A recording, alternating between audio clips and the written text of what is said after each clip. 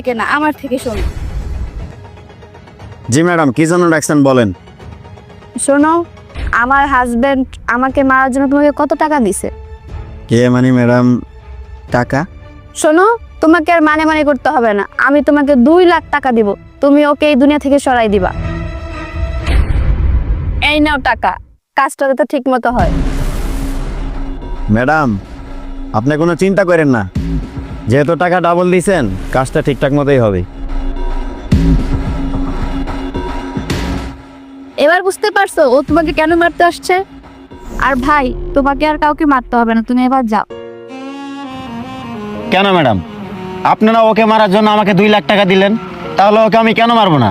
ভাই, আমি তোমাকে 2 লাখ টাকা দিছি ঠিক আছে, কিন্তু ওকে মারার জন্য না, ওকে বোঝানোর জন্য। ও আমার সাথে বিশ্বাসঘাতকতা করতে পারে, কিন্তু আমি না। ঠিক আছে ভাই, তুমি এখন যাও। আচ্ছা ঠিক আছে ম্যাডাম। আর তুমি কিভাবে পারলা আমার সাথে এমনটা করতে?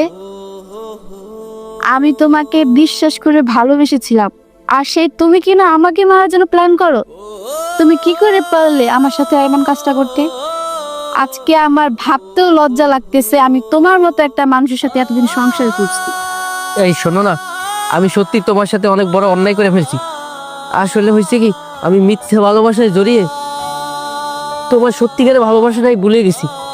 তুমি আমায় মাফ করে দাও।